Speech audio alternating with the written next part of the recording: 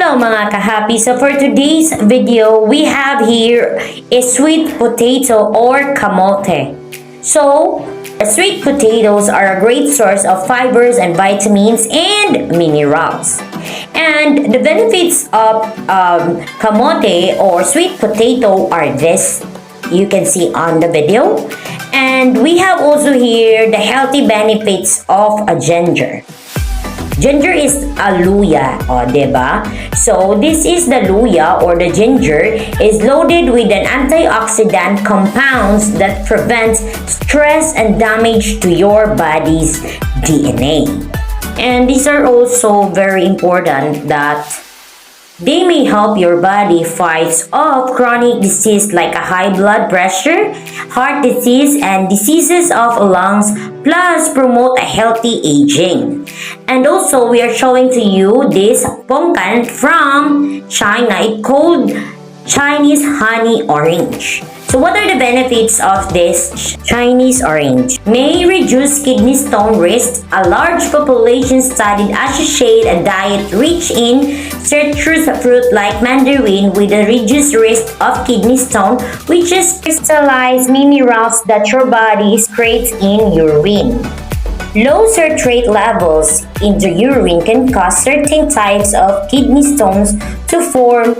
Fortunately, regularly consuming citrus fruits can boost your citrate level, which is thus and reduce your risk kidney stones. Hello mga kahappy! It's me, Ma'am Shimil! And Mama Lynn. So for today's video mga kahappy ay samahan nyo kaming magmukbang nitong karton sa aming harapan. Our dessert. Yeah, pero hindi po yung karton yung kakainin namin mga kahappy And meron kami dito. Tiger ang laman. Oh, you know, tiger, big tiger. 1, 2, 3. Wala, joke lang. So meron kami ditong big, what you call this, Mama Lynn? Pongkan.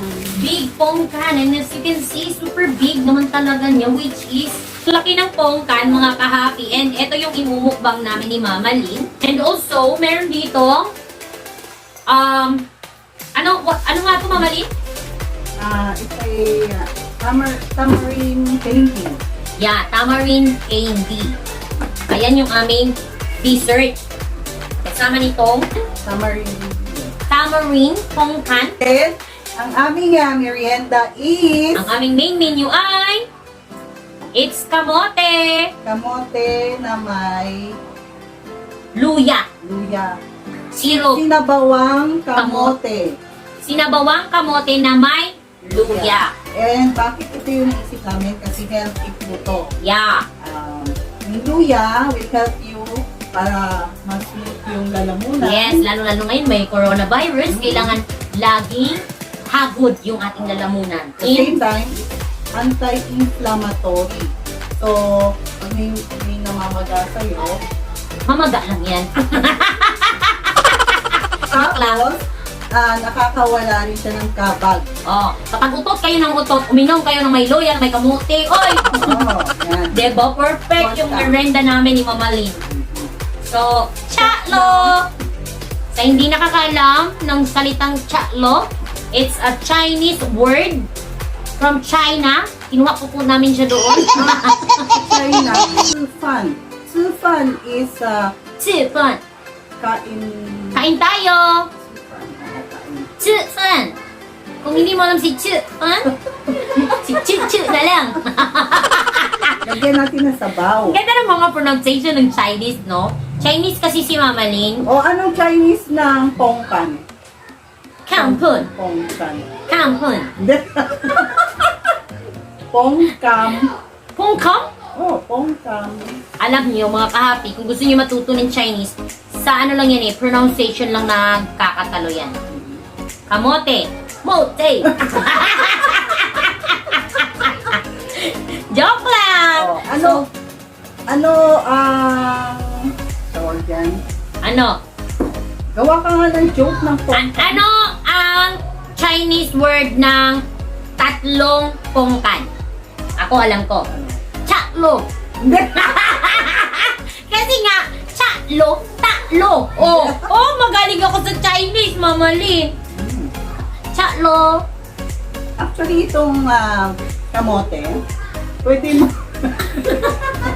Nagulat ako mga kahapi. Kasi, pag inom ko nung sabaw, yung sabaw una kong tinira, yung luya, nalalasap ko talaga. Oh my God, ang galing! Paborito namin to eh. Pero, yung iba kasi nilalagyan nila ng sugar. Kung mahilig ka sa matamis, lagyan mo ng konting sugar para mas matamis yung soup. So, itatry natin ang walang sugar, na may sugar. Kasi, base sa panlasa ko, masarap naman siya kahit walang sugar. Isang lagok lang niya. Lasang-lasa yung luya. Sarap yung kamote. Ito, tapos itong kamote pa, mas mabilis ka mabusog. Actually, pang diet din to. Dahil mahilig ka sa matamis, lagyan mo. Perfecto sa mga diet. Lalo na pag ayaw nyo ng mga carbs or ayaw nyo madagdagan yung fats. Yeah, it's carbs. But, kung ito lang siyang kakainin nyo, talagang buhay kayo. Kasi syempre kailangan ng tao ang carbs. Which is, kapag meron tayong carbs sa ating body, doon tayo sumisigla. And hindi pwedeng mawala yun. Like, kung nag-dieta ka lang ba, huwag ka na kumain ng rice kasi maraming calories and carbs ang Kung rice. ayaw mo kumain ng rice, you eat kamote. Yeah, Sweet kamote. potato. And also, banana. Kamote lang. Bigyan mo ng sugar. Ang laki ng luya! Huwag mo kainin. Alam nyo mga kahapi, maganda yung luya pang paganda ng boses. Papakita ko sa inyo kapag kumain ako ng luya, gaganda ang boses ko. Ang dami naman yan, mamaling. Sugar. Basta ginagis ng kamote. Diba ang sarap? I will gonna add sugar. Sige, tunawin mo yun. Tunawin ko muna siya dito. Buhos ko kaya ito lahat. Wag. Lang. Magka-diabetes naman tayo mga kahapi. Yan, tama na. 1 scoop lang. Kasi bawal ako sa maraming sugar. Pero pwede na ako sa 2 scoop. Hindi, tunawin mo muna. Ay, tunawin pala. Yan. Tignan natin kung anong lasa Nung bata nito. pa kami, pag niluluto to ng mama ko, may sugar. Sarap! Oo. Tama na, Mamalin. Pero medyo nagka-edad-edad na. Iniiwasan na natin. Uy, ang sarap niya. Oo, diba? Para siyang masarap pa sa salabat. Mm-mm. Ang sarap. So, meron kami ulit natutunan ng isang recipe pang Yeah. merienda. Perfect na pang merienda ito mga kahapi. Lalong-lalo na sa mga matatanda na. Perfect. Sino Less matanda? cholesterol. Sila. Pero, Actually, favorite ko to. Tapos yung kamote gagamitin nyo is the orange. Oo. Ito yung mas magandang Variety. variety or variant ng kamote para sa recipe na to. yeah, agree. Kasi yung Kasi iba, matamis siya. And matamis ang orange kamote. Unlike dun sa white kamote. And yung violet kamote naman is perfect siya for kamote tops. Like, gagawin mo siyang parang dessert for ubi-ubi. Lagi mong Sige, inumin mo. Tapos tignan natin kung gumanda yung boses mo. Mo, inikot ko na kasi ang sarap. Pag ininom mo yung sabaw, mararamdaman mo yung ano dito, no? Yung hagod sa lalamunan. Diba? May luya ba? May paminta ba to? Wala. Luya lang. Sarap niya. Wala na mga kahapi. Para masabi ko maganda, kakanta tayo.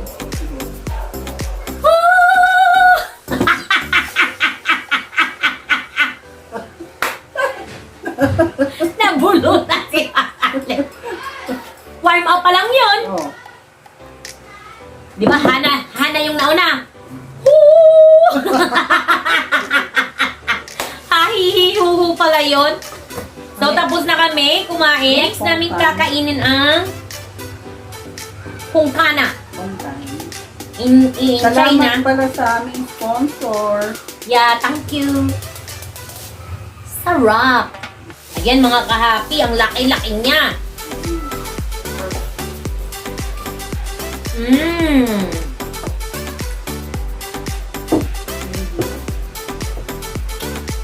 Masarap siya. Tamis, no? Sobrang tamis. Di na naman tubusin ni Mama Lin. Yari na naman ako.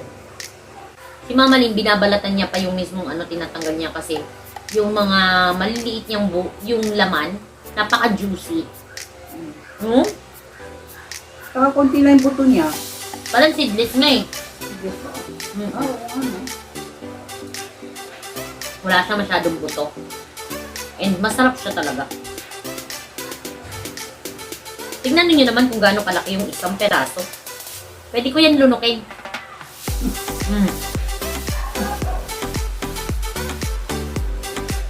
Ang tamis! Tamis niya! Tamis na. Hindi naman ako nangasim. Diba? Ang sarap. Tamarind candy. So, titikman namin to ni Mama Lin. Tag-isa kami.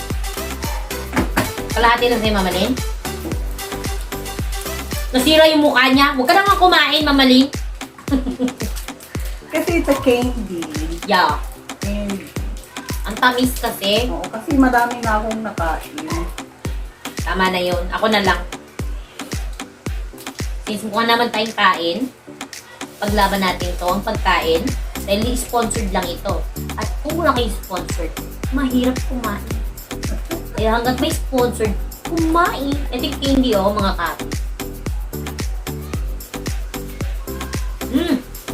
Lambot. Ano ba ang lasa niya? Jelly ba siya? It's like a jelly. And ang tamis niya. Pero may konting asim siya na malalasan mo. Konti lang. Yun lang mga ka-happy. Sana nagkaroon kayo ng idea tungkol dito sa ating new recipe na kamoteng ginger. Ginger kamote. Soup. Kamote ginger soup. O bongga. Try nyo po. Ang sarap talaga. 100%. No? And Yeah. it's very, very healthy. At bukod doon, mura lang siya mga ka-happy kasi kahit half kilo lang ng kamote ang mabili nyo, ay marami na kayong maluluto at magagawa. Dagdagan nyo na lang din ng 10 pisong luya. Wala pang 100, may merienda ka na. Yes! Magkano ba ang kamote? Kasi I think ang kamote is 40 pesos per kilo. Something like that. 60, 50, hindi naman lalayo yan. 40, 50, 60, nandyan lang siya. And yung luya, may mabibili kang 10 piso. And kapag nalaga naman na talaga ang luya, alam nyo naman, didikit talaga siya doon sa pinaka-syrup at talagang lasang-lasa ang luya. At the same time, nahahagod yung ating mga throat. Or dahil kasama ko si Mama Nikilang English throat. Ganon. Joke lang. Lalamunan. Yun. Diba? So, yun lang mga ka-happy. Hope you enjoyed this video. Please don't forget to like and subscribe to our YouTube channel for more upcoming videos. Stay happy and simple from Happy Simple Mom.